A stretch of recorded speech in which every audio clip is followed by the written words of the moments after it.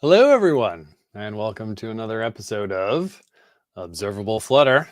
I'm your host, Craig Labenz, and today we resume progress on the greatest social media app in this or any age, Chirpy, a Twitter clone.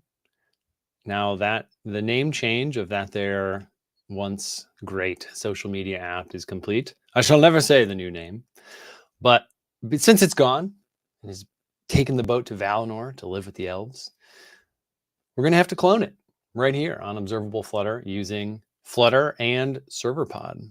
So I'm excited to resume that effort and continue to explore full stack Dart development with Serverpod. So before we dive in, folks, do recall it's the Flutter community. Let's try to live up to our great reputation.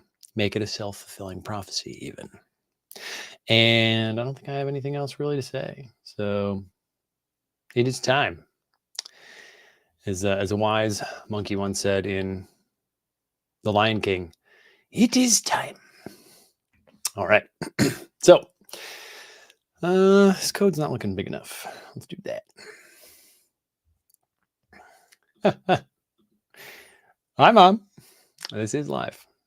And I hope you send this link to your mother so she can feel the love, especially with Mother's Day about a month ago. Yeah, at least Mother's Day in the United States. Presumably Mother's Day is on different days in different places. So I don't know when your Mother's Day will be or was. But let us now resume work on Chirpy.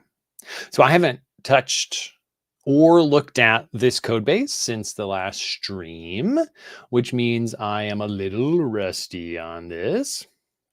I broke Flutter in the last episode. Whoa. I did?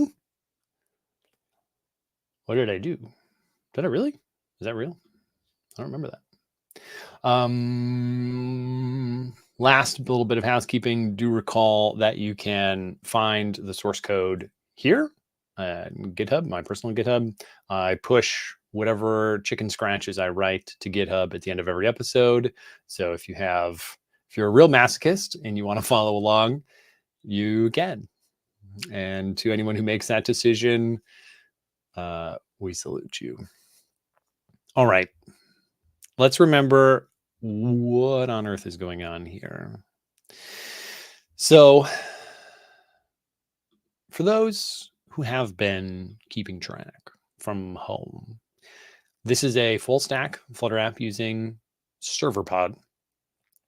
And when you create a new Serverpod project, you get 3 folders. It's the name of your app, which for us is Chirpy, and then underscore server, Flutter, and client. So Flutter is just a totally normal, undoctored Flutter app.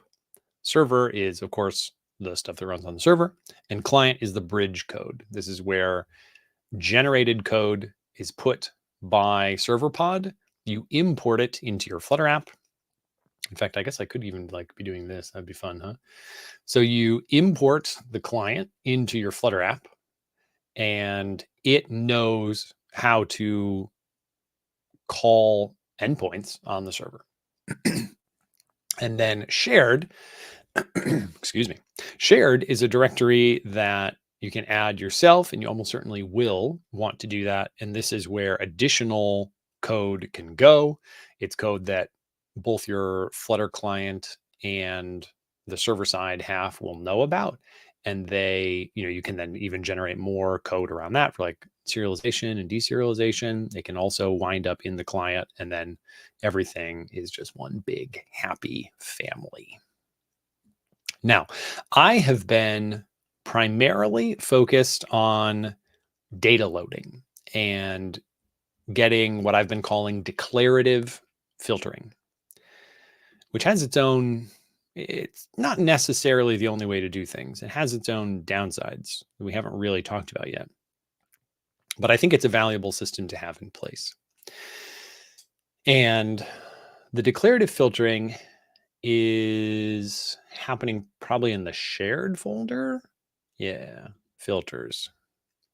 So I believe I'm going to have to put them all in this one file. Every data class I ever make, the filters for it, because then I can make the class sealed, and then we can have exhaustiveness checking in various places. So, and then maybe, you might use part files at some point, so you don't have just like 1,000-line file. I haven't started to do that yet because I only have one class, which is just a post, or as we used to call it when sanity still prevailed, a tweet. So, yeah, anyway, this declarative filtering situation has a couple different types of filters that I've decided are valid and legal filters. And then it has the ability to combine them in and or situations. So you can have Boolean logic till your heart's content. Actually, not really. I have not added like all the other Boolean operators, like XOR, NAND, and things that you would never actually need. So, and in or, it's actually sufficient. So then these filters go across the wire. And remember, they're in the Chirpy shared folder here. And then on the server, they get kind of pulled into the server universe by a file that I do not recall the location of, and will now hunt for with search generator. There we go. Oh, in the config folder, right? So those classes those classes were the filters, get pulled into the universe of this app in Serverpod via this generator.yaml file and their inclusion therein. So now all the Serverpod machinery knows about the post filter, and the only contract that the post filter has to fulfill is a to.json and a from.json method, because that's really all Serverpod actually cares about. Like, this starts on the client, it goes to the server. So the glue code that Serverpod generates needs to know how to serialize and deserialize a post filter. And then in my endpoints, which live in the endpoints folder, we see here this post filter class takes in an optional post filter. And remember, that has and or logic. So this is actually sneakily not just a single filter, not even just a list of filters, but like a possible tree of filters. And a post filter knows how to turn itself into a database expression. And so if the filter is not null, then we use the expression. Otherwise, we do not use the expression. It's null here. And it looks like this took a closure.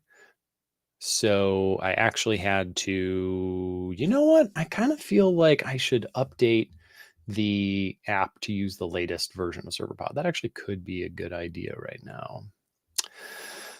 How long will this live section last? Define this section. Like working on Serverpod? This stream? What do you mean, Amos? Do I have a diagram of the architecture? Now that's a mighty fine idea. I don't currently, but it could be a good idea.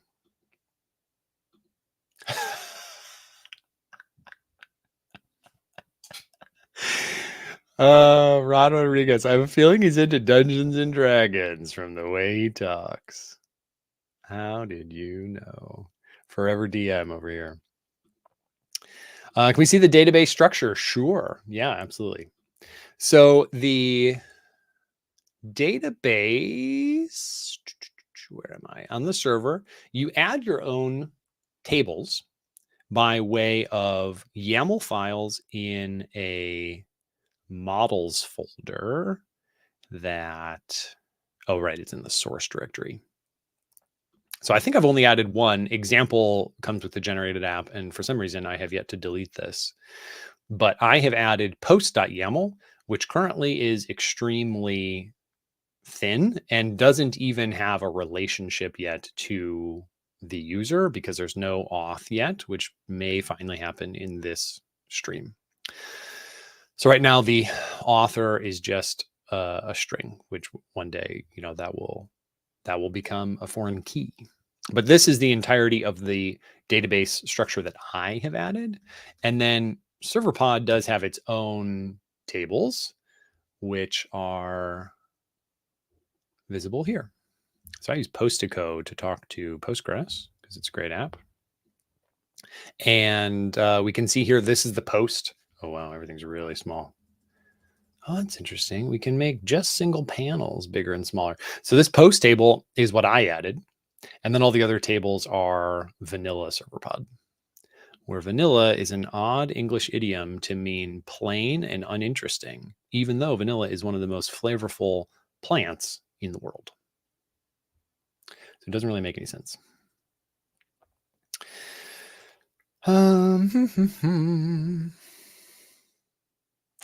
Yes, I see. How long will we be on Serverpod? Probably at least a few more streams. I think I'll want to at least add auth, the ability to log in and out, make some posts, look at other users' posts, and then I'll probably call it. But yeah, a little bit more. Dart on the back end. What's next? C++ on the front end? Now, don't be crazy. Which version of Serverpod do we have here? Not the latest. So I think I'll start by updating, which actually can like take a second. So I believe I need to do pub global, activate. Here we go. So I'm going to activate, actually, let me make sure I even remember this correctly. Server pubspec.yaml. No, I've already upgraded to functionally the latest, but I was on this alpha 2. I don't know if there's going to be a difference between alpha 2 and the latest, but I mean, I guess I'll upgrade. Oh, whoops. Have to actually press enter on the terminal. I'll hide myself so you can read the command, except it's now gone. So that didn't work. Okay, so now I can basically upgrade this to alpha 2 everywhere it is found. So I'm going to do this in just pubspec.yaml files. Pubspec.yaml. There we go. And then I'm banking on having no other 2.0.0.alpha.2 libraries that aren't Serverpod, though the search results here confirm that.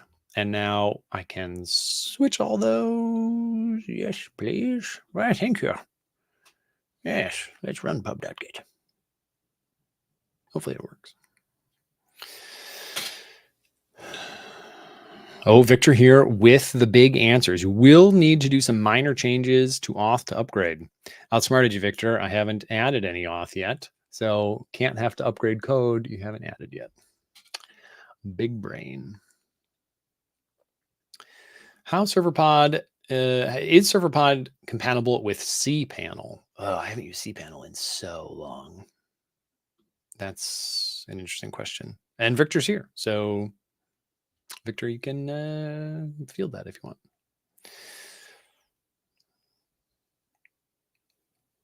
Oh, Sai, you said you've been digging into Flutter and how it works under the hood, the render objects and stuff. It's just mind-blowing. A lot of things are happening. The more you understand how computers work, it's honestly just astounding that they do, in fact, work. I have that feeling all the time. All right, I got 17 problems here. So I think I'm going to have to regenerate.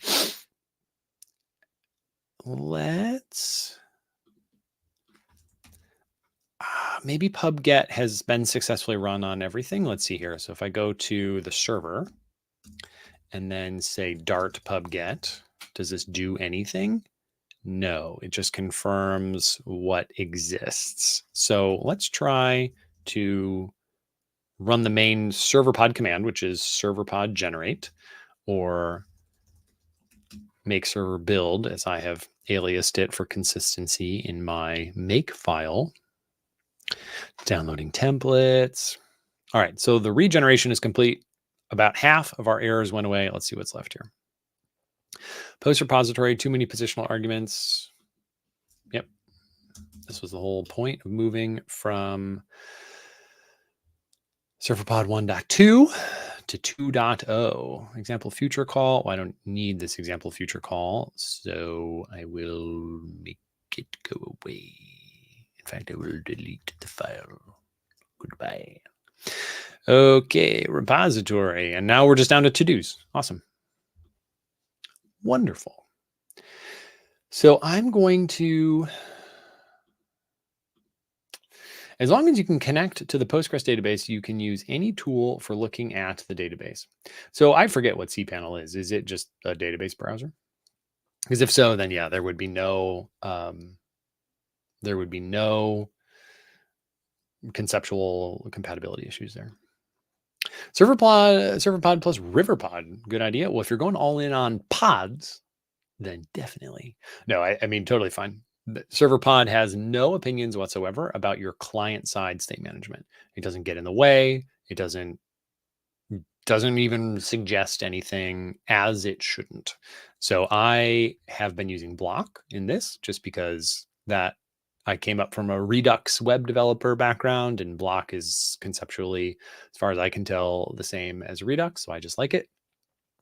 But Riverpod would be totally sufficient. And a lot of what I have been doing in this live stream is setting that up. And Serverpod doesn't get in your way at all.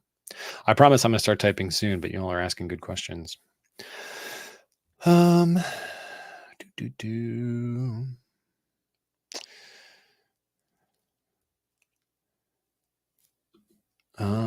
Is macros going to replace freezed or JSON serializable?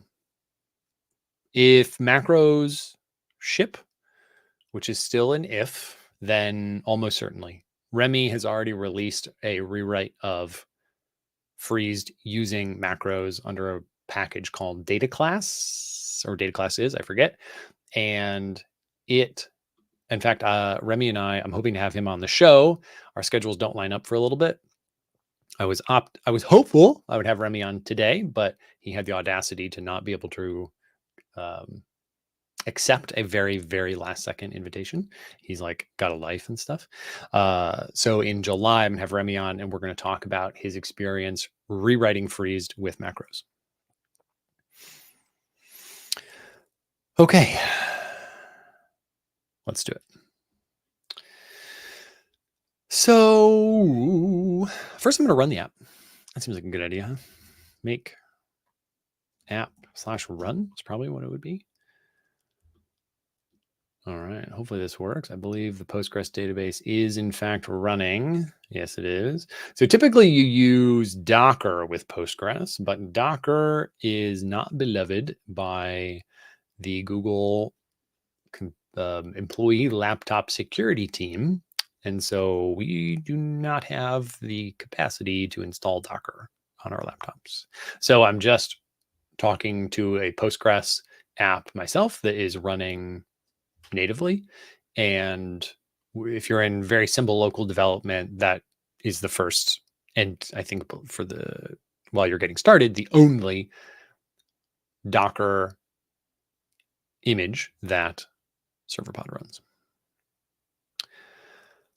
All right, we are not loading any posts. So this will be our first little bit of testing. Where are the posts? I may have left a hard-coded filter. No. Oh, we just have errors from, I'm probably not running the server. And by probably not running the server, I mean, boy, am I not running the server. Make server run. This is really going to help. So in the server tab, how do I rename you? Yeah, so let's call this server. And then we've got another one. I'll rename this app. Great. Okay, now we're running the server. And now we've got just a lot better chances. Okay, go here. I believe I left some hard-coded filters. So let's check that out and remind ourselves how this works. So I think there's a timeline. Yeah, timeline page sitting in the timeline view file. I don't know why I'm choosing different nouns there, view and page. And it has a timeline block. So let's look at the timeline block, which by the way is being passed a repository.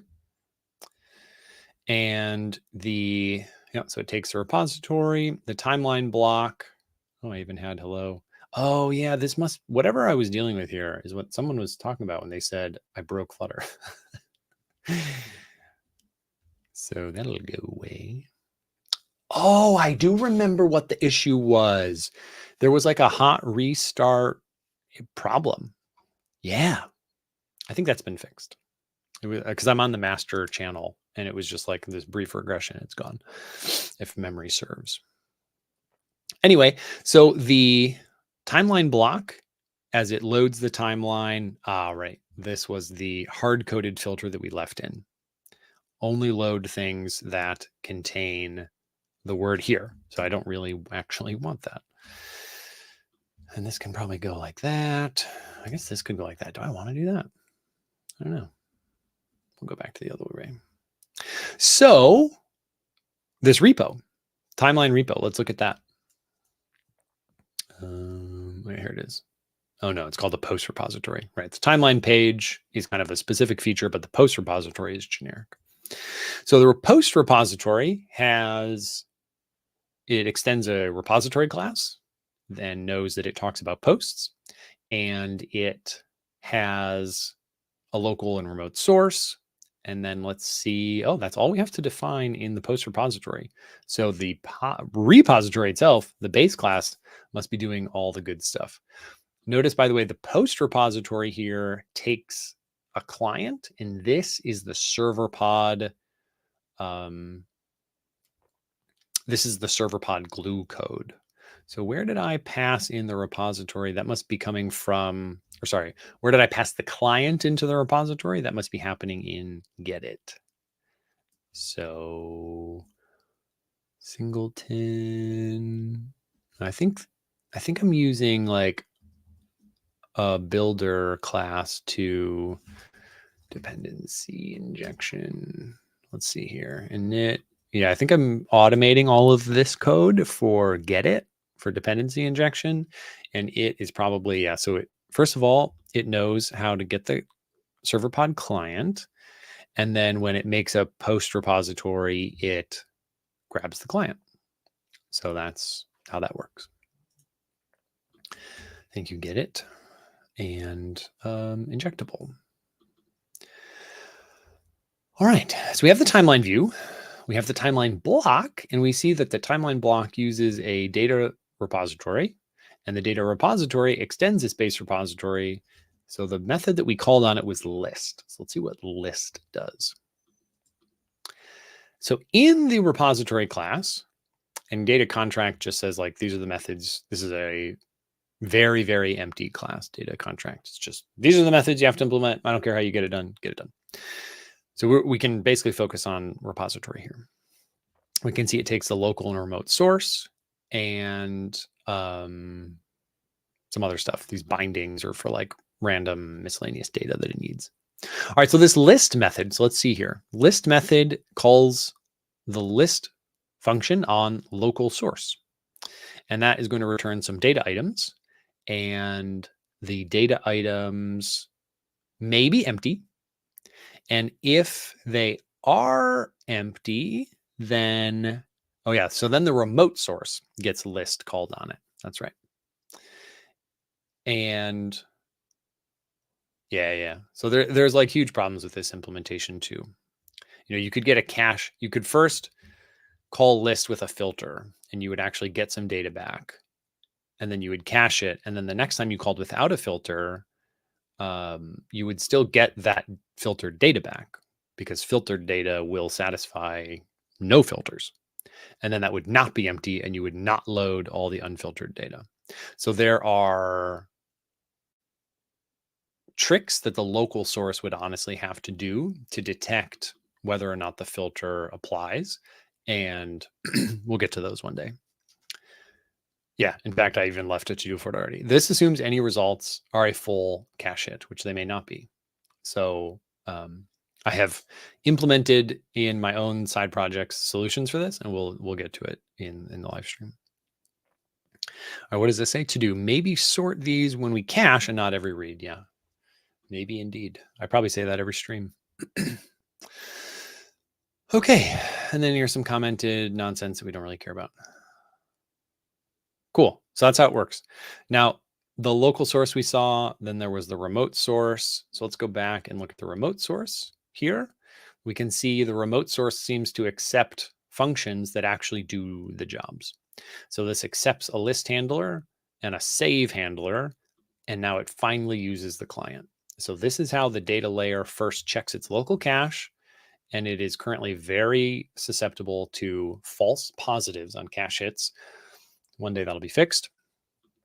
And it can also go to the server via the remote source, which ultimately uses the client, which is the generated code from Serverpod. And so here, by the way, someone was asking, can you use can you use Riverpod with Serverpod?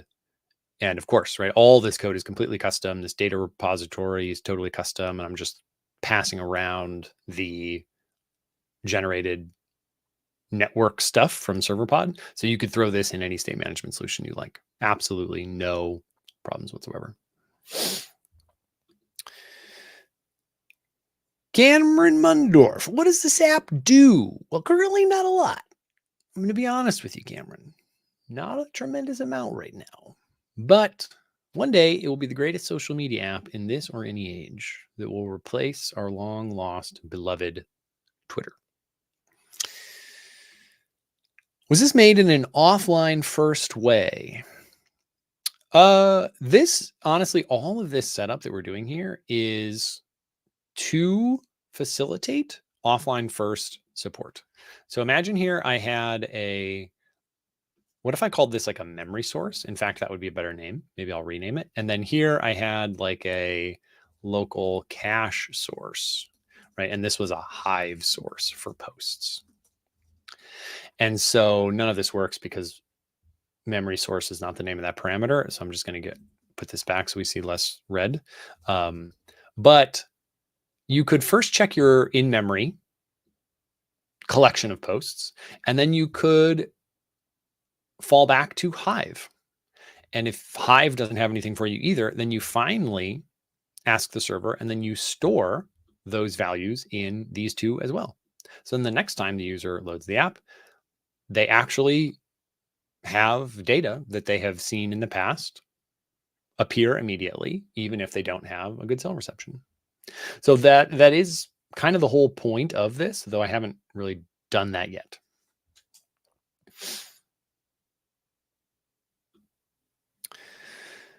So technically, is Serverpod just a web framework? So Serverpod is to Dart as Spring Boot is to Java. I'm not a Spring Boot expert, but no. I mean, depends on your definition of web framework. If by web framework you mean a server-side API and all that stuff that a web or mobile app can talk to, then sure. I think then yes, it would be that. And maybe that's what Spring Boot is. Now that I'm thinking about it more, I do think Spring is server-side stuff for Java. So then maybe yes, but it's definitely not just web. Obviously, you can use this with more than just Flutter Web. Okay, let us return. All right, so I'm going to get rid of this, and I promised that I wanted to clean up server-side code on this here app. So that's what we're going to do. I also don't need this print filter or this print statement anymore. And I think we can just make this a little thingamathing. There we go. That looks better. Thingamathing. That's the technical term. All right, so it's a server-side day. So let's move over to the server side. I've obviously spent a few streams tidying up mildly the client-side data loading. Today is server-side day. So lib, source, endpoints, post, endpoint. There we go. Now, what I want to do is create some testable code that doesn't rely on this database session. I want to hide anything like post.db from my entire server-side app that I like from most of my server-side code. And now that I'm thinking about this, isn't this different now? Isn't it like session.db.find? Something's not right here. Yeah, it should be session.db.find post. And then like we pass the where like this. This is the new way to do it. Like that, right? And you don't double where parameter, of course. So then this, what does this take now? It just takes an expression. So that's not a lambda. That's cool. So that means we could just do this. There we go. So I think this is the new Serverpod 2 way to do it. And then this obviously is just maybe on a deprecation path. I forget if it's going to go away entirely or not, but I believe this is the Serverpod 2 and into the future way to write this code. But I still want, actually, I'll make this change too. I still want to get rid of this DB object because it's going to really cramp my style writing any tests. So here I'm going to, this will be session.db.insert row, and then you pass it the row type that you're operating on, and then we give it the item. And this will just return like that. Okay.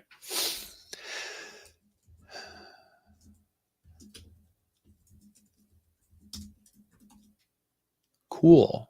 Now this is pretty clean, but writing tests for this is going to be quite challenging. I don't want to have an actual Postgres database in my unit tests. Obviously, at some point, I would like to, and I hope Serverpod adds in the future, an ability to actually create a database and like zero it out for every test so that every test can actually run queries and make sure they work. But I want to be able to write tests that don't do that as well. And so that requires having some more abstraction than is currently in play here. And we can begin to take some inspiration from how the Serverpod auth module even works. So I'm going to grab a new window here and let's go look at some of the Serverpod auth code. So this will be Serverpod. And let's make this bigger so everyone can read. That's pretty good. So in the modules folder, Serverpod auth, and I'm obviously doing server things. So I'll look here in Serverpod auth server, lib, source. We should see a business folder that has been getting worked on very recently. And in this business folder, we'll see a handful of different files that tackle different things. So, okay, this is a good start. And now I'll look at, just pick one of these users. So user here, this is a class. I believe every member of this class is static. And that obviously means you wouldn't bother ever instantiating an instance of this. It's basically just a namespace for these functions. And it has a bunch of different functions, and we can see here they take different information and I didn't mean to pop up that panel.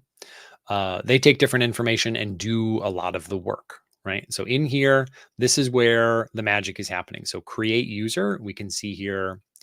Actually, I haven't read this code since it looks like it's changed a little bit.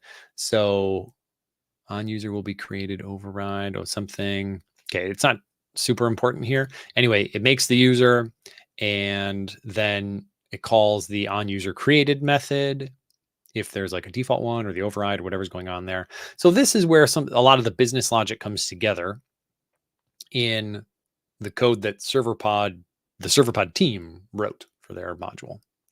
And then there's more methods. So all the different things that you need to do, they're all static methods. They all take the session object and then whatever other parameters they need, and they just go through all of the business logic of actually making that happen. Oh, interesting. So this is how you do a raw SQL query, and it's unsafe.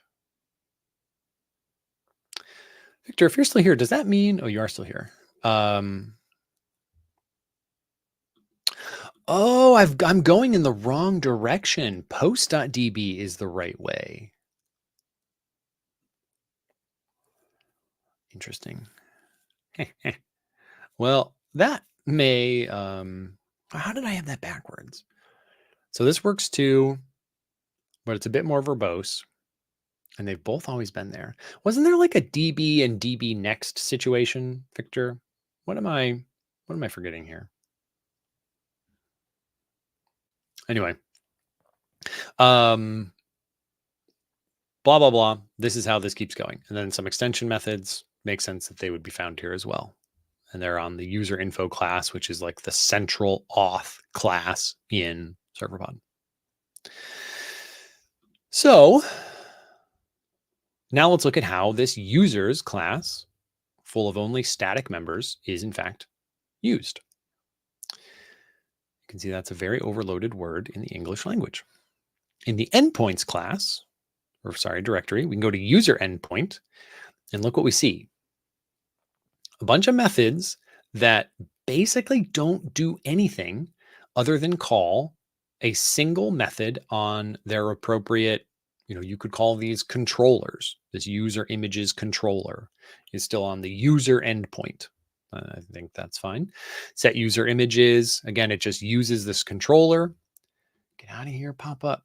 One line to figure out who's authenticated. Looks good. And then call the controller method. Oh, I thought there would be more than this. Change username. Well, whatever. You get the point. The other user methods are obviously somewhere else. I thought there would be more here. I guess they're in the different auth things. So yeah, like email endpoint will probably have some. Yeah, authenticate. So emails is another controller, and it's just one method. Give it the email, give it the password, change password, on and on it goes. Initiate password reset. All these methods just have one static function that they call on some controller class. Now, Victor, since you're here, yeah, we just renamed some stuff that wasn't typically used. Okay, so I guess that was the DB next thing. Oh, interesting. And that's for the unsafe queries. Yeah. Oh, I think what he's saying there is where you do have to say session.db is the unsafe query, which I think that was in the business class. Yeah, so here, the unsafe query, this time you do have to say wherever unsafe query was. Yeah, session.db. Okay.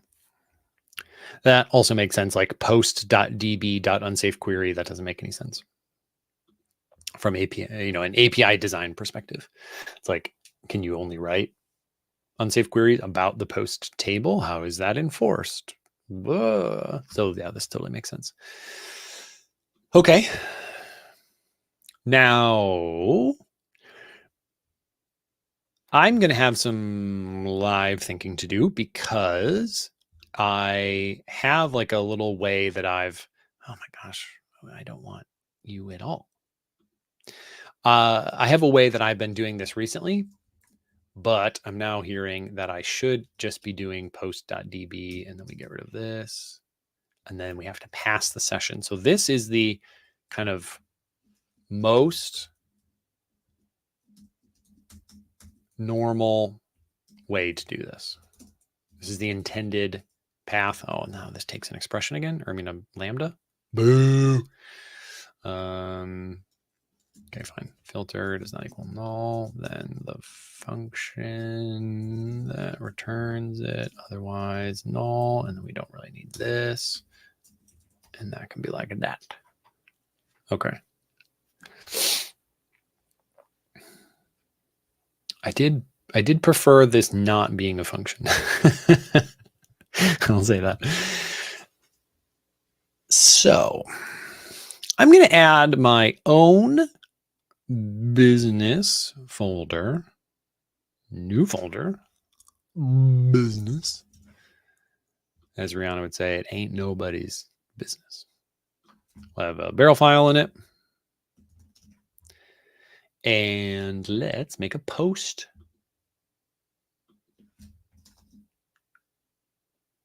do I just want to make it post.dart? I think I'm going to call all these things controllers just so I can keep my brain straight.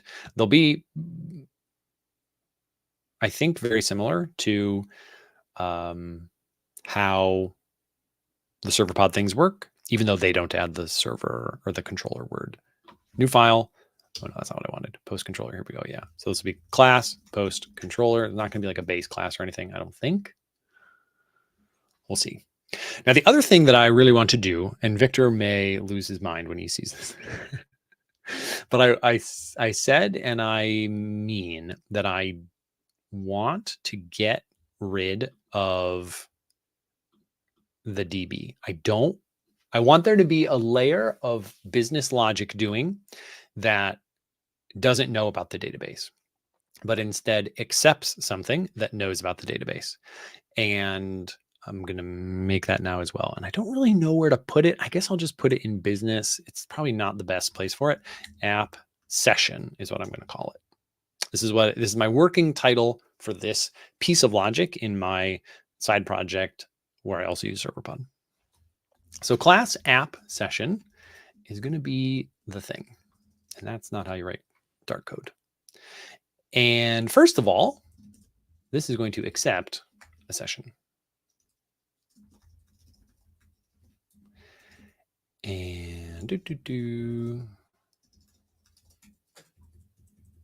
now we'll import session and say final session equals session. Oh, right. You need a type. What am I doing wrong? What are you even talking about? Fields can't be initialized in the constructor if they are final. And we're already initialized in their declaration. Oh, right. This doesn't make any sense. Great. Okay. So from the absolute simplest thing, what I would like to do is let's have a post controller function that takes an app session instead of a session. Wait, is that what I want? How did I do this in my side project? I think I'm forgetting one of the layers of indirection that I had. The endpoint. Oh, right. Yes. There's another class, another type of class. So new folder, and I'm going to call this, I guess, queries. This was it. Yeah. New file, queries.dart. And then I'm going to add another file, post queries.dart. And post queries, class, post queries. This is where I'm going to hide any concept of a database, and it will set us up to write tests that take a mocked or faked post queries implementation. So what queries do we need to run? I'm going to hide that. Post endpoint. Yeah, let's get these things let's get 2 tabs here so I can actually see stuff. So post endpoint right now has find and insert row. And I'm not sure if I want to call these stick with the Postgres or the Serverpod names of insert row and find, or if I want to stick with kind of my own names. I don't think it matters a ton. If you build an app with Serverpod, just be intentional on whether or not you have your own names or you use Serverpod names up and down. I think I'm going to use my own for now. So this will say future post save. And now we need to import post, which will come from the protocol. And by the way, this is also going to have a session. I don't even know if the other one, the post controller will forever. Where did that one go? Didn't I write that? Oh, it was an app session. Yeah. Yeah, so this will basically be the same thing. And we'll import session. And we'll see how this all comes together in a second. And then we need a session field. All right, so save is now just going to take a post. Maybe I'll call insert to show that it's a new one. So that's pretty similar to the other row. All right, so if both the session.db path and the post.db path are the same, then I still haven't quite worked out if this post.db whole change like invalidates what I'm doing. I don't think so, because I'd have to mock the DB object on the post. And I think this will be easier. So let's see here. I guess we don't even need to. Oh no, we do need the session because we have to pass the session if we do that. So these two different, yes. This is absolutely what I want to do. These two APIs are functionally the same, but I guess I'll just use the correct one. I'll use the modern one here. So this is going to be insert row. And I pass it I have to put item here. Oh, I'm kind of covering the stuff myself a little bit here. Should the text be even bigger? I think it should be bigger. Insert row item, and it needs the session. And then the other one was find. So that was list for us. And this is going to take an optional post filter. We'll import the post filter. And this is going to do some finding. And we'll say again, if filter does not equal null, then this lambda that does, actually, I'm just going to use session.db for this one because that takes a different filter parameter.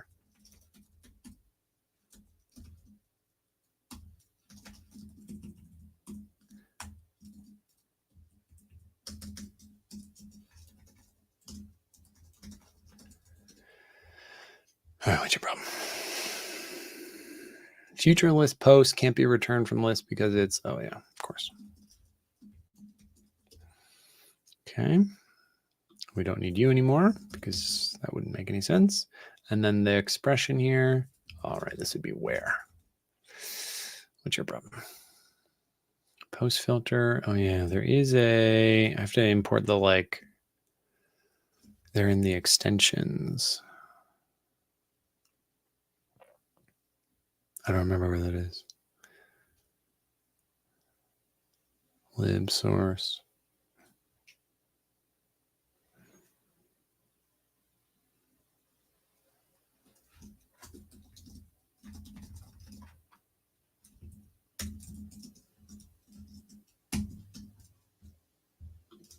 Trying to find what file to express here. Yeah, filters.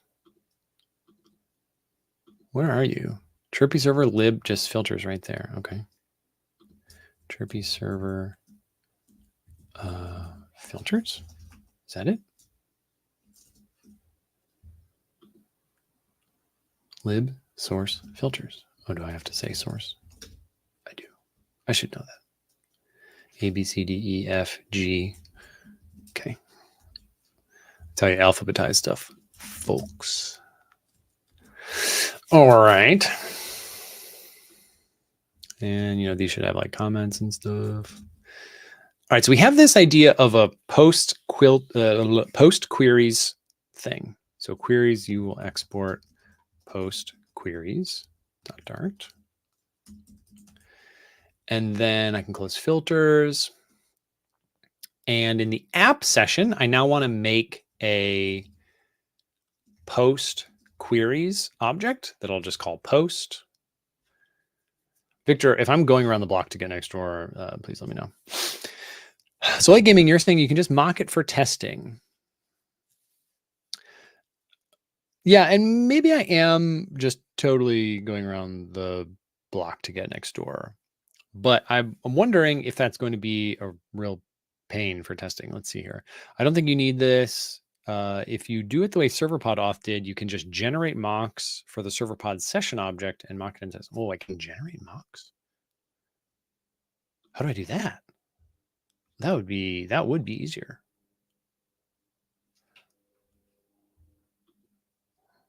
How do I do that?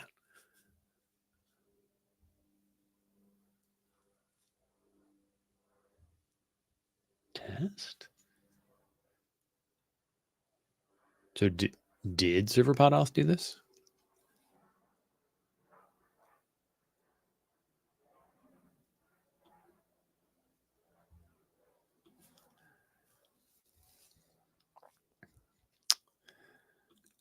So Google will choose Dart over Go?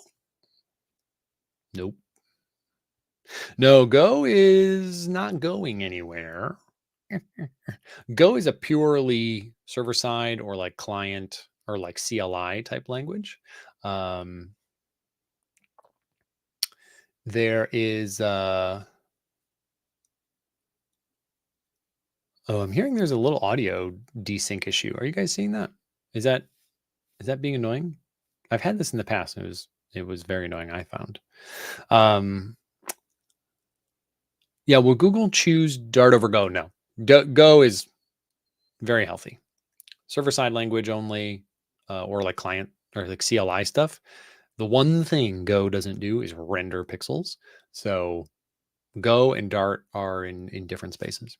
Go is very healthy. Victor says, I don't think session mocking happens in the auth module, but does it happen anywhere else? I'm super interested in this because I would love to not do what I'm doing.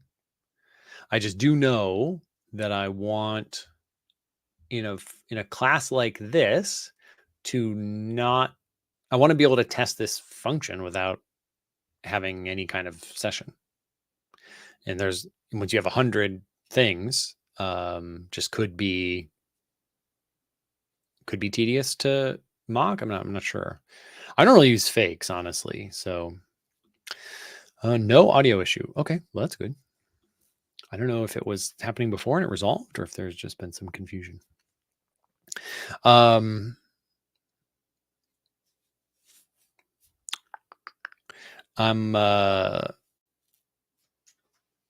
going to answer a few random questions in the chat while I hold out for an answer on session mocking, which hopefully someone is typing because I would love to know if there's an official kind of way to do that with Serverpod. Jiva says, Kotlin, multi-platform, or Flutter? Well, there is a distinct difference between the two. Kotlin multi-platform doesn't render anything. So Kotlin multi-platform is great for if you're a Kotlin developer and you love Kotlin and you want to write all your business logic in Kotlin. And as you can see, business logic is kind of like the majority of the logic. I have spent very little time writing widgets in this.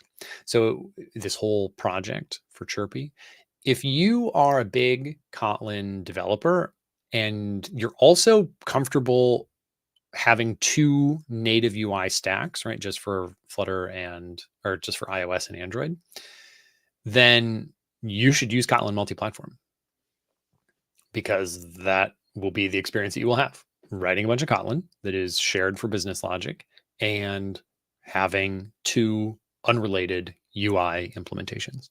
If you also want to share your UI code, then you should use Flutter because Flutter can do that. And of course, as we're seeing here, Dart, of course, you would share all your client-side business logic in a Flutter app, but you can also write your Dart on the server, just like, of course, you can write server-side Kotlin.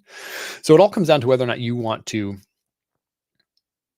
share your UI code and just kind of what languages you like, what tools you're familiar with, whether or not you want to do native UI development or a single UI implementation with Flutter.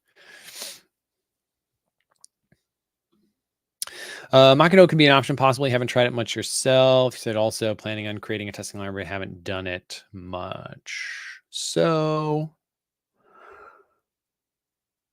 someone was saying, yeah, light gaming.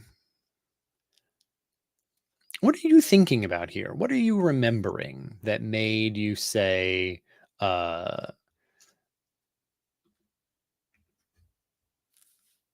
can generate mocks for the Serverpod session option and mock it for the tests and do it the way Serverpod auth did? Oh, I see what you're saying. You're not saying Serverpod auth did the generation. You're saying if I follow what Serverpod auth did, then I could generate. That's different. I've never generated mocks, to be honest. So I think I will probably not do that right now. But that is giving me a lot of pause on how this should all come together. So I don't know if this is going to be I don't know if this app session thing is going to survive for very long. I'm going to plod along with it for now, and we'll see how good or silly it ends up being. So post queries is going to have a post object. Did I name this plural? I did. Post queries. I don't know if I really want to name it a plural thing. That's kind of weird. Post query.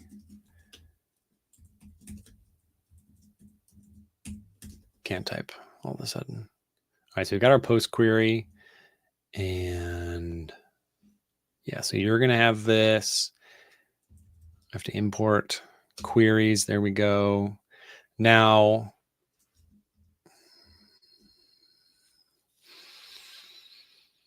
right now, this is also taking a session. So, okay. So I think I'll just say this will be late final, I guess. So we'll have another thing here, post equals post query, and take the session. Oh, it's not underscore yet. Okay, so now we have this post object. And the post object can be accessed in the post controller by way of accepting the app session in methods. So here I'll say future list of post list, and this is going to take an app session and an optional post filter. And it is going to return after I import the missing things. Oh, business needs to export app session, and it also is going to need to export post controller.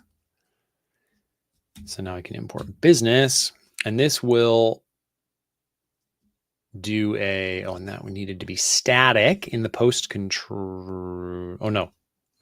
Yeah, we're fine here. So this is session dot post dot list, and we pass the filter.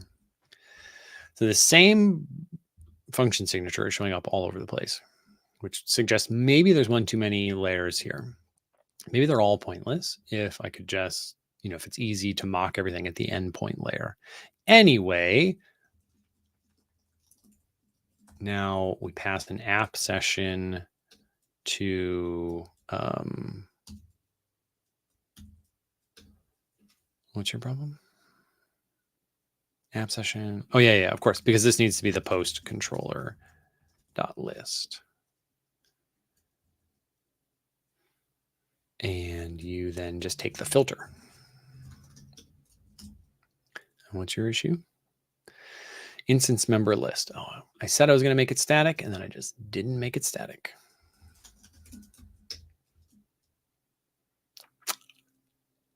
Now, is this literally any different? Because I would, oh yeah. Well, it might be. I don't know. I don't know if it's valuable or not. What I would then do, and this is maybe literally the exact same thing I would do if I had not added these layers of indirection, is in a test, we could make an app session subclass that has a different post query. And is that any different than if I had mocked a like session.db or mock post and mock db on it, so that insert row takes a random object and an item and then like assigns an ID to it and returns it? I'm really not sure. I'm scrolling down to look at chat here.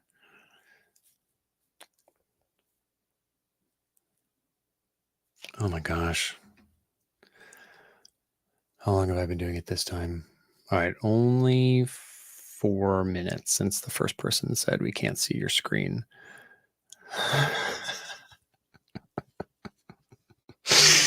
Oh boy. Amazing. What was the last thing everyone saw? I guess I'll just repeat here. Gosh, I need to actually just ban myself from going to this screen during the live stream because I forget to go back. So I'm thinking here that what I could do with this is mock the app session, and yeah, oh boy, it feels the exact same. It feels exactly the same. If I mock the app session and it gets a different post query implementation, then I can pass a different app session object to post controller.list. And is that different than sticking with post.db. whatever method and passing it a mocked session that has a mocked DB object? Actually, yeah, let's look at what does this do? Insert row. Yeah. So it definitely just, the shortcut calls the other thing with an optional transaction. Oh, interesting. I've never actually looked at transactions in Serverpod. Of course, they are important. All right. I'm thinking this may be super pointless. So let's try to just make this a session. I don't know. I'm going to try to make this a session, and I'm going to try to write a test for it. And so this would be session.db.find, just find. And it would take, what's the problem here? Oh, it's filter expression, which is where. And then we have to import servers again, or filters, which is currently in the queries file, but I think I might get to delete that file. Server, business, oh, you're just not used. Okay, so I'm going to potentially get rid of 2 layers here if they're pointless, which would be the app session and this queries thing, and the post controller if I can easily enough mock a session with it. Then obviously this method is just a pass through. So like testing this method is not extremely valuable, especially once you mock the session, then you're only testing your mock. You're not actually testing really anything. But imagine a function that like made some queries, made some checks, actually assumed, authentication functions would run some queries, evaluate that data, return a 403 or something if you're in a certain state, move on if you're not in that bad state. And for those methods, they would actually be valuable. For this one, it's not very valuable at all. Unless, of course, we also if we did a fake instead of a mock, then at least the fake could, we'd still just be testing the fakes and not the database. So we will ultimately, Serverpod, I think, needs the ability to run actual queries in tests. And then we also need the ability to stub out all the queries and run more tests. So let us now, I'm going to try to just write a test for this. It is, again, of course, so trivial, but if we can mock the session without a terrible amount of pain, that'll be valuable. Thanks, Victor. Enjoy dinner. I appreciate your insight as always.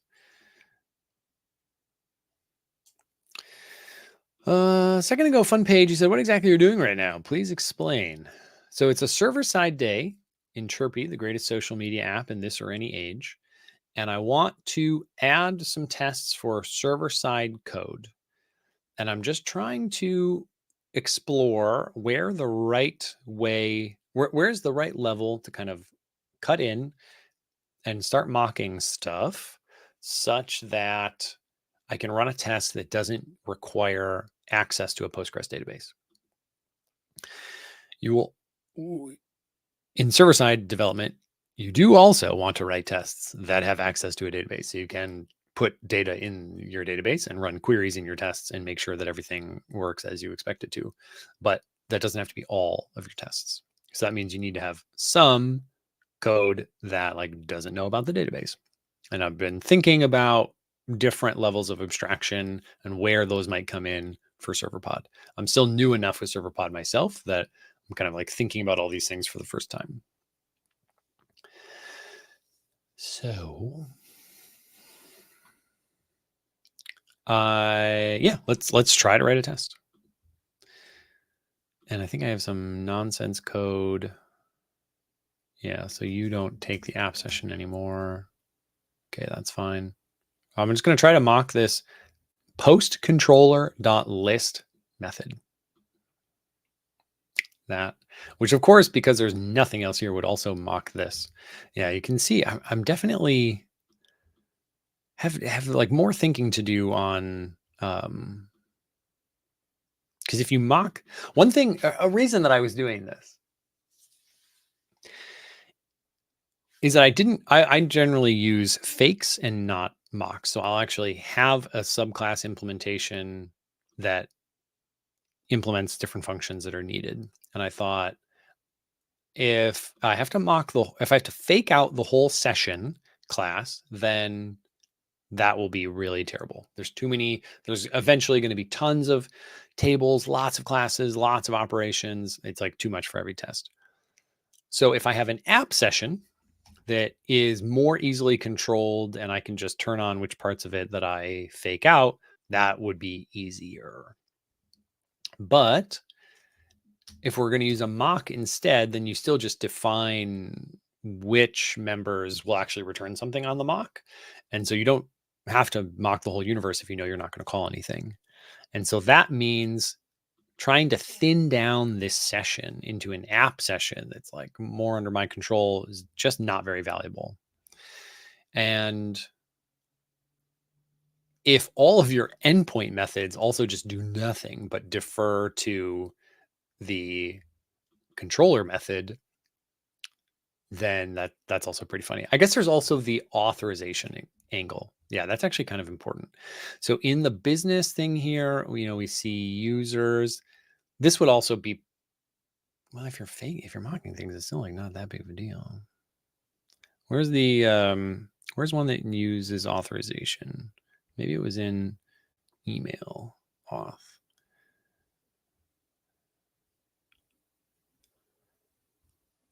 Oh no, it's in endpoints. That's literally the whole point, is that these things don't appear. Yeah. So you'd get like the authenticated user ID, but you could just mock that. I don't know. Let's write a test and see what we see. Let's see what we see. So in server, I'm going to add a new file. Sorry, new folder, test. And in here, I'm going to add a new file, and it's going to be post controller test.dart. And then I'm going to, by the way, do you folks prefer Mockito or Mocktail? I have no, I've not, I like I said, I mostly write fakes instead of mocks, so I don't know which of those is better. Why don't we want to access the database? Well, in a test, if I could access the database in a test easily, then I would. But I don't believe Serverpod offers that machinery right now to spin up an empty version of your database, set up the session for you, pass it into like a Serverpod test function that might one day exist. You run whatever queries you want. And then in the teardown method, it like rolls back the transaction or something like that. That would be great. And then I probably would not be thinking about this so much. I don't believe that is available. I'm getting 2 answers for Mockito. That's great. Let's, Manish, that's kind of you to say. I haven't created a single thing yet. So hopefully we create something that doesn't stink soon. Import package test test.dart.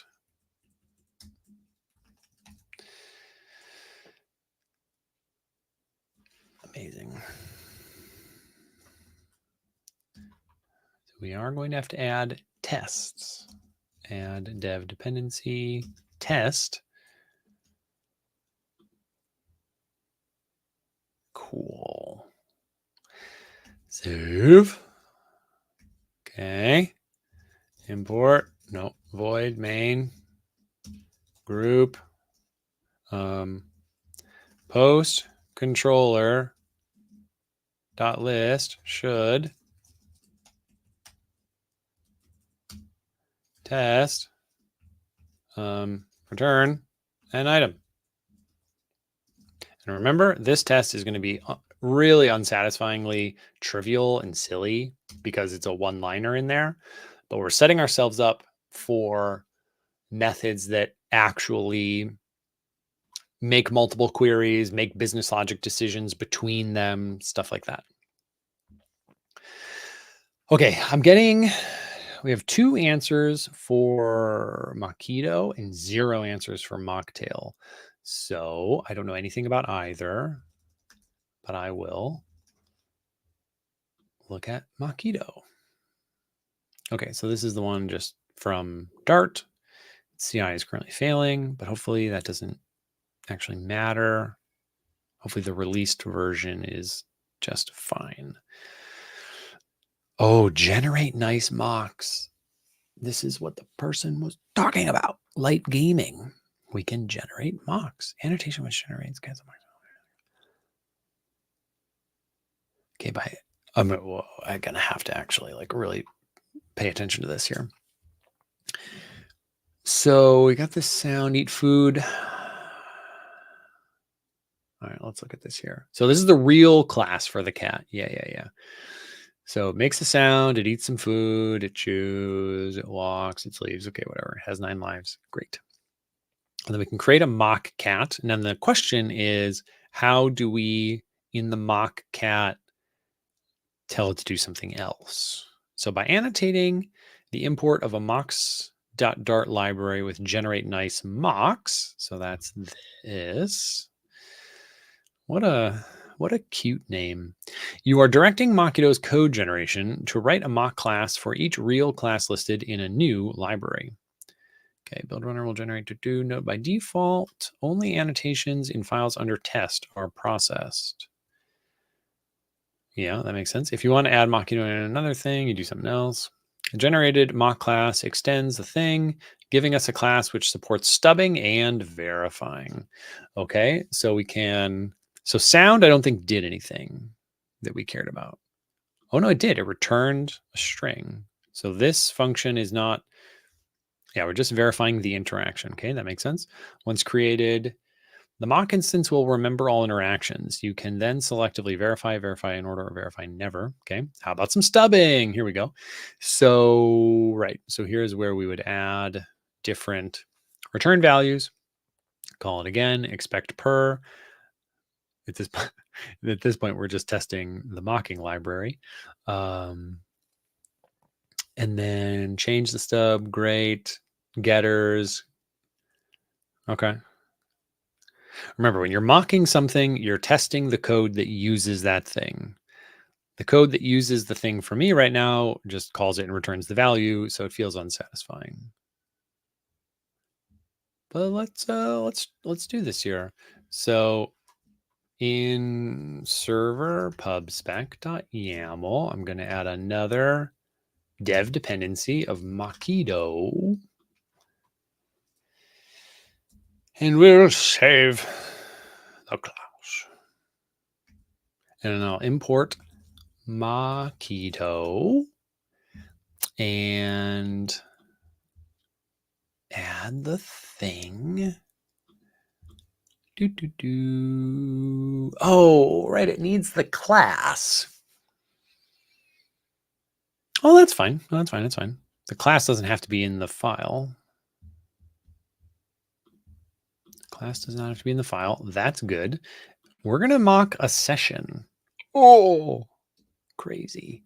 And this will be, oh, we import. It's not a part or anything. Okay, so I'm going to import new, or I'm going to make a new file here, and this will be, I'll just call it db mocks. I guess the convention is db.mocks.dart. I have no idea what's going to go in there. You'll be db.mocks.dart, looking good. What's the problem here? Oh, we have to import annotations. Okay. And then the session has to come in from there. Okay. Now I'm going to run the code generator. I've got to put this here. I'm not smart enough to remember the other order. Okay, good. So now I'm going to generate code with what's happening on the server. So I guess I can run dart build cd server. Oops, paste. Of course, server pubspec.yaml. We'll add build runner and all of its fixins. Build runner. Actually, that's probably it. That's great. Let's try it again. It's building. You'll love to see it.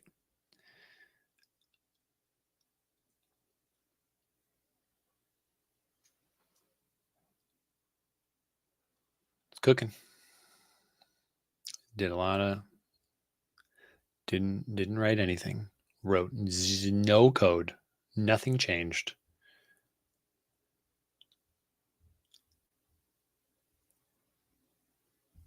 Huh?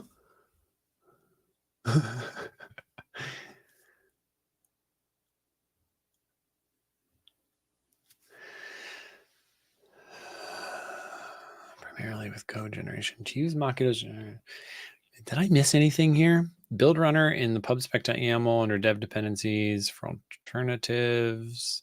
Start with a Dart library, cat.dart. Wait a minute. How do I mock not my classes? Because I'm realizing now this does not say cat_test.dart. Like, is that the problem? By annotating a thing, you're directing Mockito's code generation. Build runner will generate a file. Oh, it will generate the file?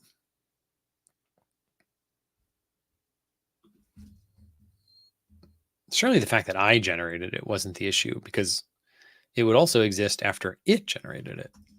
But I guess I'll delete this just in case. Rebuild and then back to the docs.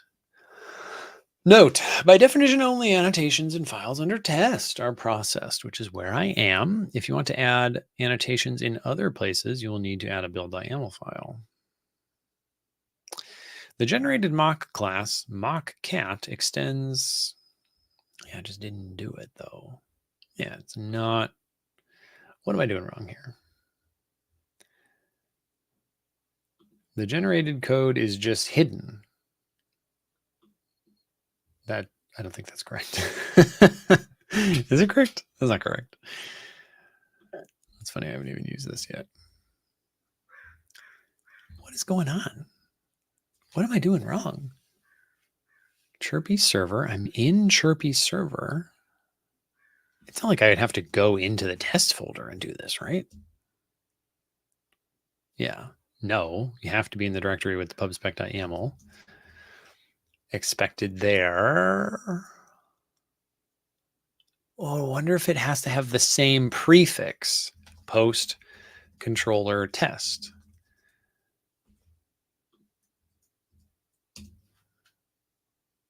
That's actually, this is potentially what the issue is. Now I generated the file. Okay. Whoa, look at these. So where's the like DB thing? So we got our mock session, extend session, looking good. Session logs, user object storage. Yeah, okay. And then it's returning no such Methods for all the things. Okay. So like DB, where are you? Okay. So now we're going to do some stubbing. How about some stubbing? Well, how about it? So first I need to make an instance of the session. So here we'll say final session equals mock session. Look at me, so smart. And now we say when the thing returns something else. So we're going to also need to probably mock the DB, which I don't actually know what type that is. DB is a database. Okay, so we're going to mock the database, but it's a mock database, which doesn't exist. Okay, so I need to mock the database as well. Database. All right, who do I mock here? Interesting. This is why I was suspicious that having an app session and like a queries class that actually talks to the real session, but it could be mocked might be a lot easier, but I won't give up this quickly. I'll try a little harder.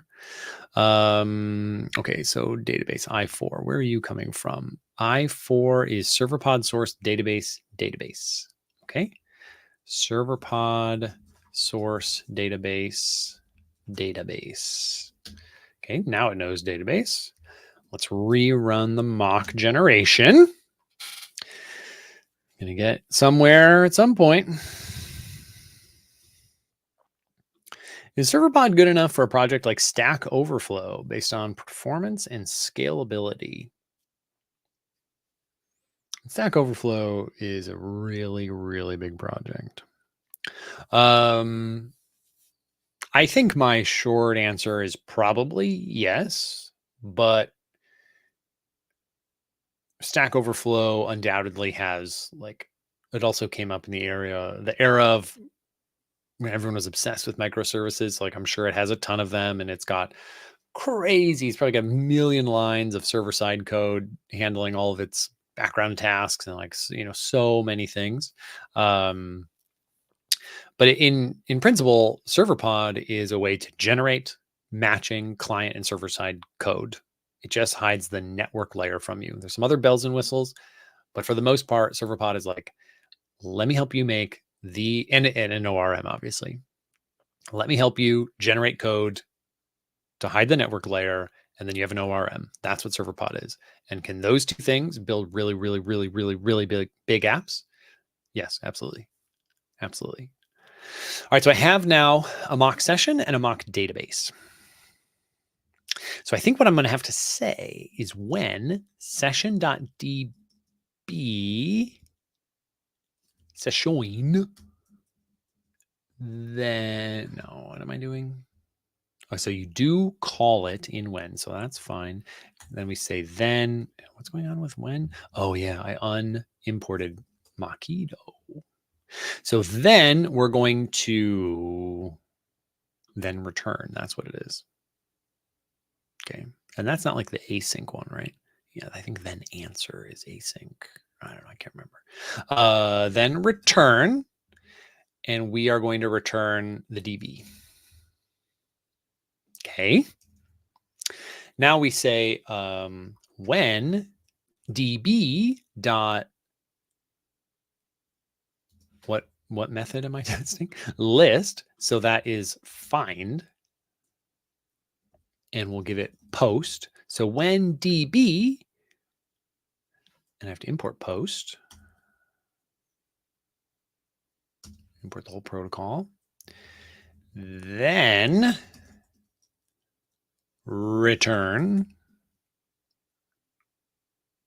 a post. I mean, I guess we'll just make a post object. I'm going to make a couple like ready to go post objects. Const post1 equals post.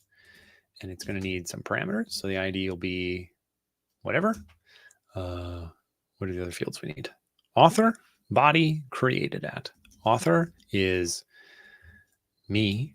The body is hello world. And the created at is date time dot now. And this is still broken.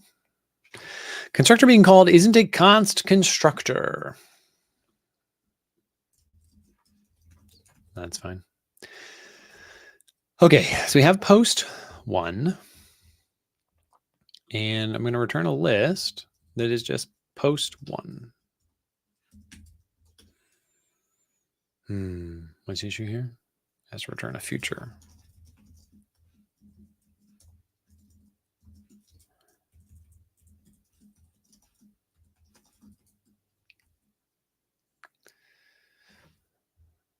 Okay, sure. So now, I wonder, is there like a easier way to return a future?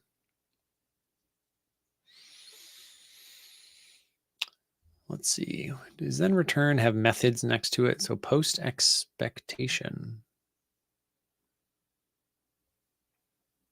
Wow, that's funny that the name here is post, but it has nothing to do with my class. What a cheeky little coincidence. Oh, one of my lights just ran out of electrons. Let me fix it.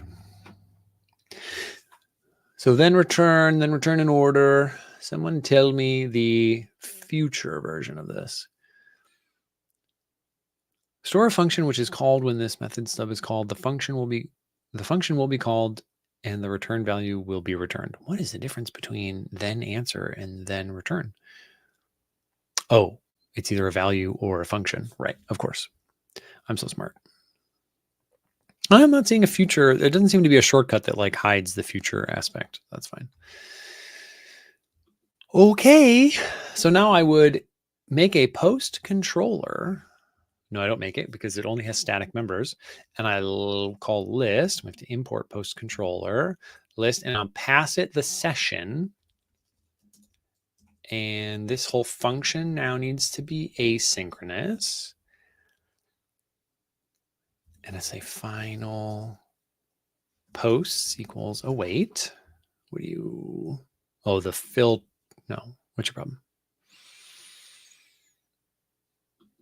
Oh, I didn't make the filter optional. So I'd actually have to pass null. Okay. Expect posts equals post 1.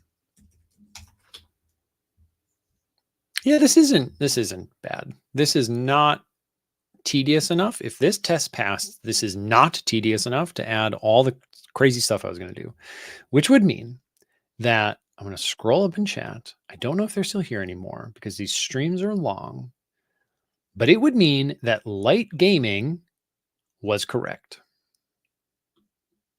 Coming up on 45 minutes ago. All hail light gaming. eCadet. How does your IDE display classes symbols that do not exist? Does it also use the red color? It looks like everything is undefined in your code. Oh, well, I think it just does a squiggly, right? So if I say like fake thing definitely wrong, yeah, you get the squiggly. I'm not sure. I thought that's what all the themes did, but maybe I'm mistaken. Okay, it's time to run a test. Dart test, see? I've got a test, and it's compiling, and it failed. But let's see what happened. Post controller. Okay, then return should not be used to return a future. Instead, return then answer, and we return the future. Okay. Then answer. So like this. Something's broken. Oh, yeah. It said in the error message that I had to give it an empty parameter. What is that thing? Oh, invocation. Wow. What is the point of passing this if they know? Maybe you care. Obviously, you pass it because in some situation, you're going to care. Hey, they're looking at it. The test passed. Yeah, wow, it's crazy. The mocking library works. Who would have thought? Yeah, that wasn't terrible. I think that will be how it goes. Now we can write some pretty good server-side logic. We will the reason we'll still want, we can write good tests for arbitrarily complicated server-side logic. But the reason we would still want to have a Serverpod test function. See, this would be great because this could take in a session, right? This is the faked session. Actually, it's a real session. It's just a fake database. So this takes in a real session in my ideal world.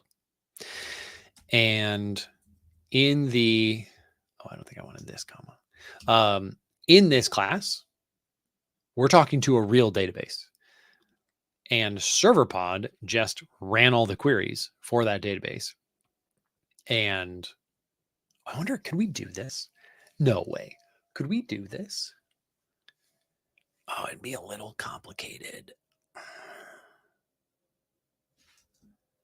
I wish I'd thought of this earlier.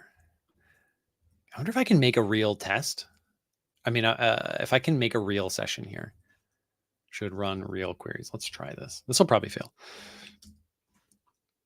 But I want to make a real session object, run the latest queries, and run the latest schema queries, which are in the migrations folder, and not mock out session. What if that works? Can we do this ourselves? Close a lot of these files that are not important anymore. Okay, endpoint. This, yeah. So server. I forget if I have Serverpod checked out on this computer. Oh, yeah, this is where I want to start. Okay, so let's look at how Serverpod works. It makes the Serverpod object. And where does it make the session? Oh, that's actually in like a specific handler method, which I think is in, I don't remember if I have Serverpod checked out. All right, this is mad science time. Everyone, hide your children. Don't let them see this. Actually, I'm going to commit what I have before I go crazy. So you go away. And now I will. Oh, I do have some files that I don't intend to use that we can get rid of. So post queries, you go away. Actually, I'll just delete them from here. Server libs or so business. Yeah, queries. This goes away. Delete. App session is going to go away. Delete. Okay. What is business? Yeah. And then problems here, just import errors and stuff. That's fine. Git. Let's add all the things. And this is writing a mocked test on the server. I didn't actually change much server-side code, which I thought I was going to. But it didn't happen. Okay, the server. Oh, yeah. I want to actually just pull up the Serverpod code. So dev git. Do I have Serverpod here? Great. Git pull. And code. Let's open up Serverpod.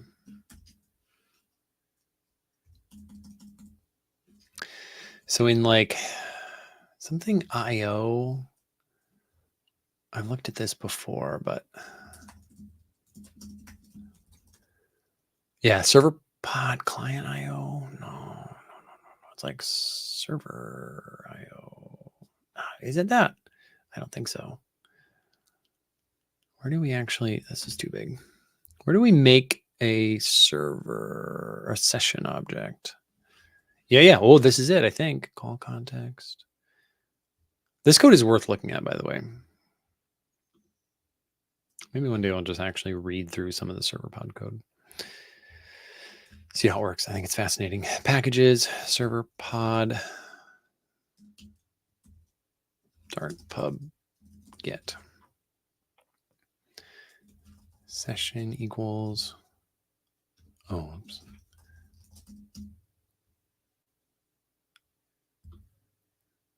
Here we go. It's in server.dart. Populate database. Nope, that's not it. That's a different one. That's in examples chat. Not even close to what we want. Database. Serverpod lib database. Sessions already passed in. Method call session. Yeah, I'm almost there. Endpoint dispatch. That's it. This is it. It's alive.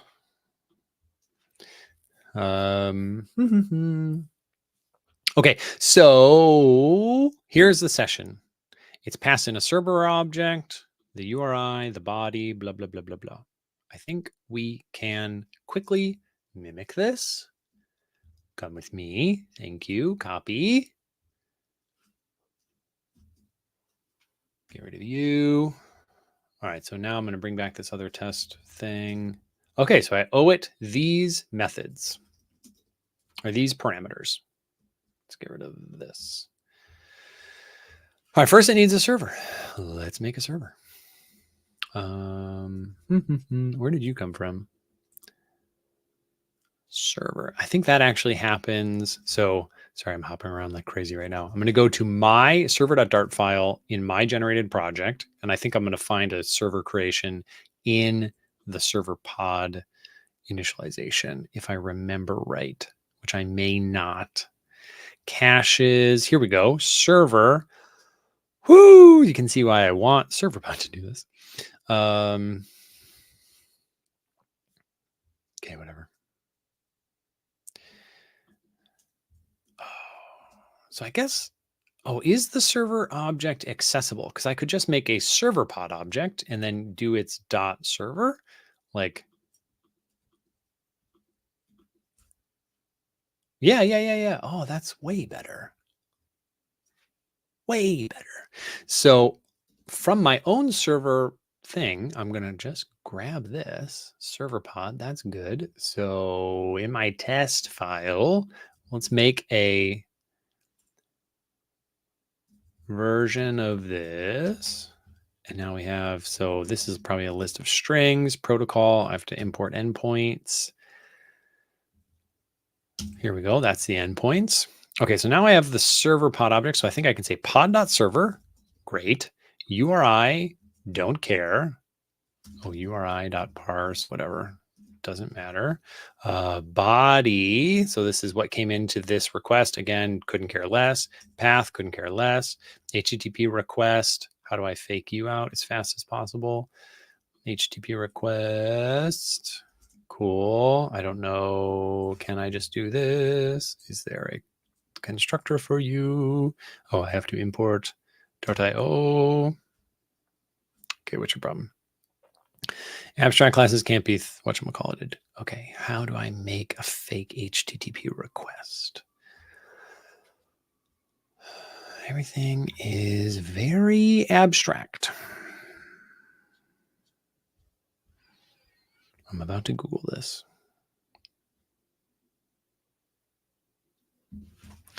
Dart fake HTTP request. Oh, actually, I'll even do Dart.io. Yeah.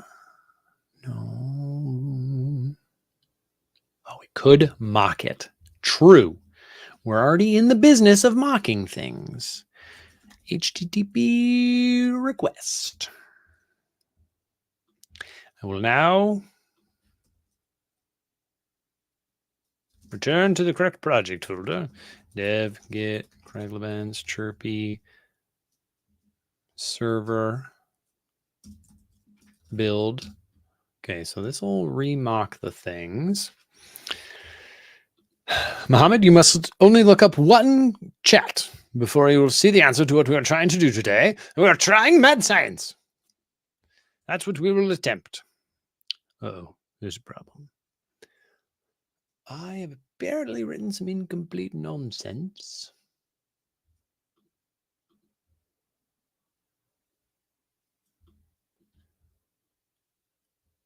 What does it actually want? Oh, it needs that. Okay, I think that was it.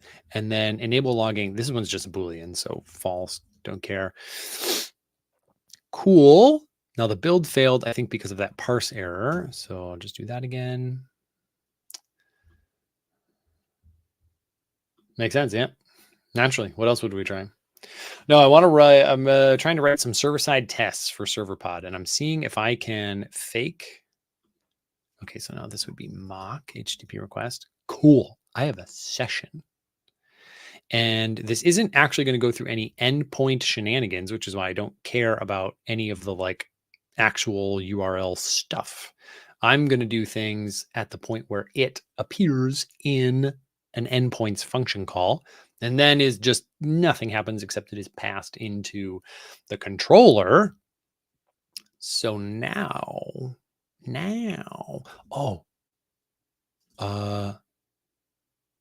so can I say post controller dot save? And I don't remember, I didn't add it yet, so that's fine. Let's do that real quick. You don't return a list. You just one serve post item session.db. That find. Why did I not have to say post here? I thought I was going to have to do that. Insert row. I'm just going to, for now, this can't have an ID. Insert row item return. I'll just say assert item.id equals null. This method is incomplete. Check IDs. Okay. Because you can't insert if it has an ID, then we'd update. But for now, I don't care. So I'm going to insert the ID or insert the item. Oh my gosh, what if this works? So now I'm going to pass it a post. And of course, the session. That's the whole point of this. So this will take an author of empty string, don't care. A body of hello again, and a created at of date time dot now.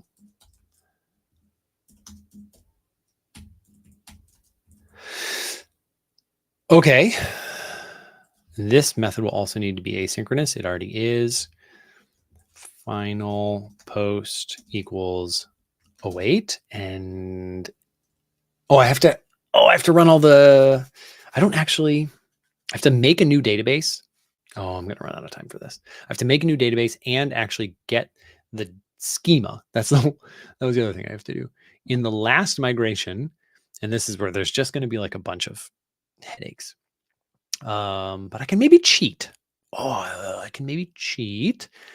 Migration. So definition.sql. I believe this is a snapshot of the whole database. So I am going to cheat. And I'm not going to bother like looking through all of the migrations to grab the last one. I'm just going to take all of this SQL and go back into the test land. And this is all the work that I want Serverpod test, the function that I don't believe exists yet, to do. And let's make a new file here. This is sql.dart. And this is going to be just basically the final SQL. It's the final SQL. All right, so this is a lot of SQL. Great. We can import sql.dart. Now we will need to make a new test database. So let me hide some more stuff so we can actually look at what we're doing. So session.db.unsafe query. Can I create database test DB? First of all, can I even do that? Let's see if this works. I should have tested this a long time ago. I'm going to run this test. Nothing's going to happen. It should just pass. unless this throws an exception or something. Maybe we don't have the permissions to create a new database. That would be a thing we'd have to figure out.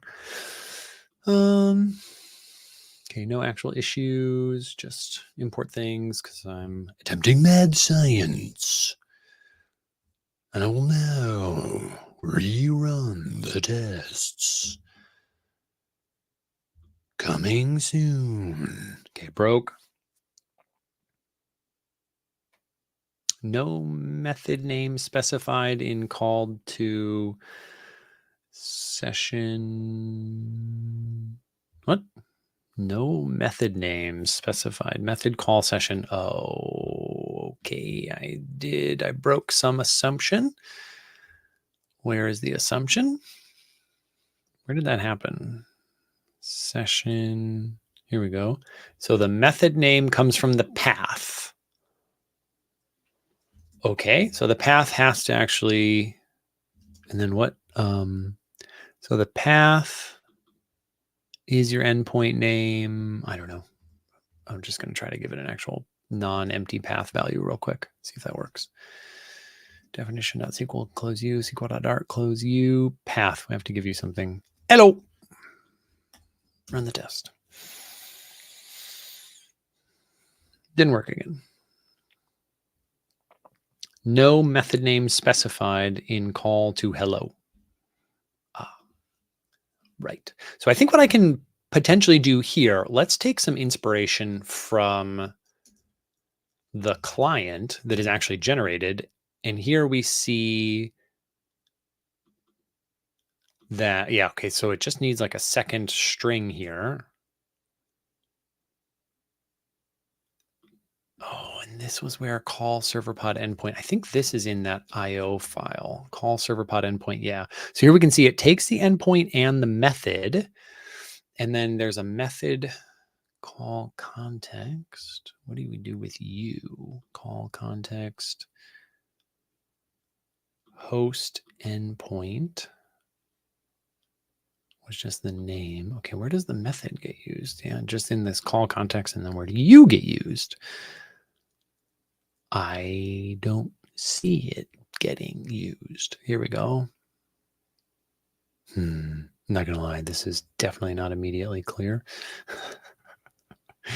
Let's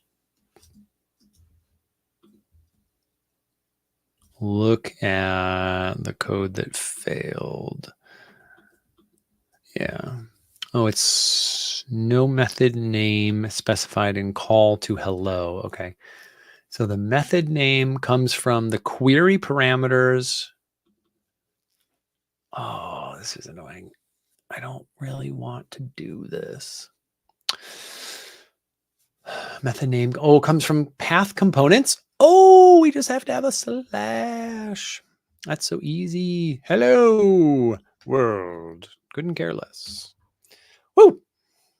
Cooking now. Awesome.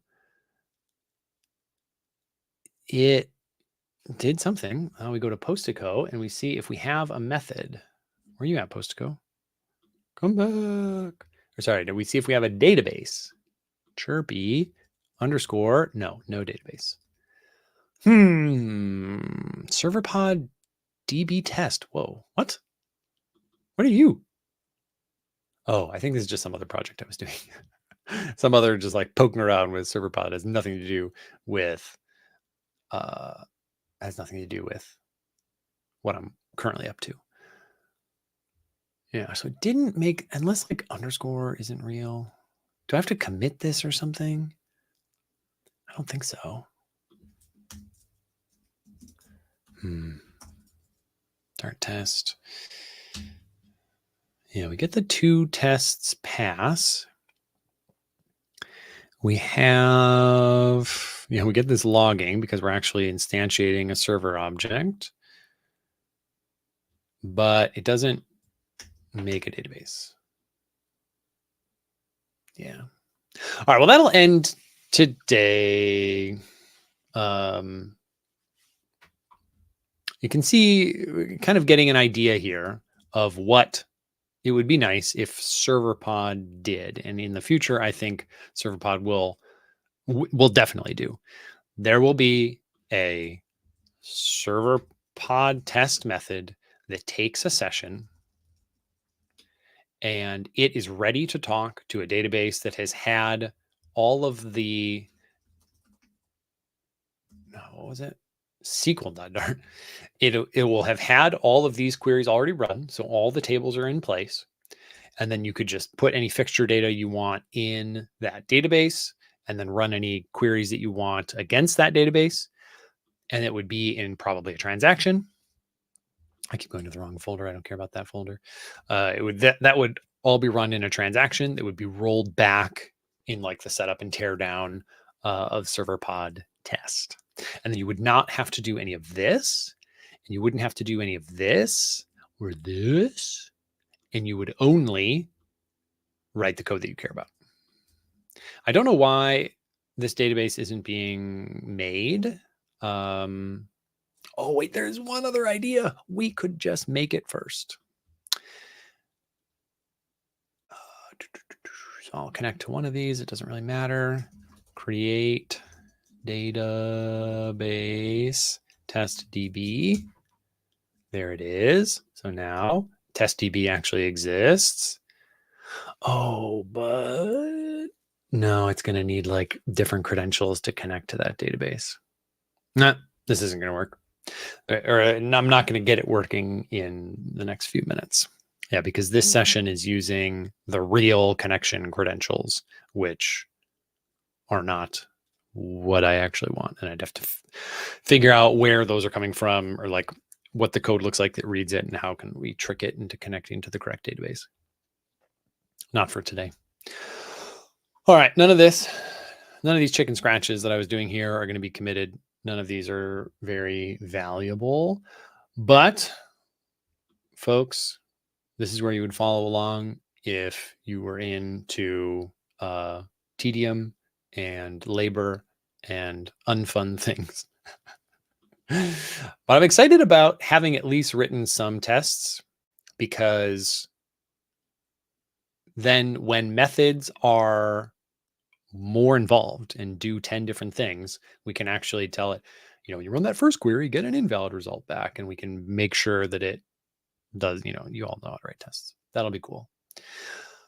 I think that'll do it for today, folks. Thank you all who stuck through me showing this screen instead of my code for about 5 minutes in the middle. Classic move. It wouldn't be an observable Flutter if I didn't do that. I was telling someone before that happens like once a month. I think sadly the pace is picking up. Maybe it's happening more than once a month now. At any rate, folks, I love you all. Thank you for tuning in. And I look forward next week. There's a very fun topic, fun guest. It won't be a continuation of Serverpod. In fact, this project is going to wait it's going to wait probably a month before it's back, because I've got some exciting topics lined up, fun guests, fun new areas of Flutter development. And I hope you are excited and will join me in the future. Cheers, everyone.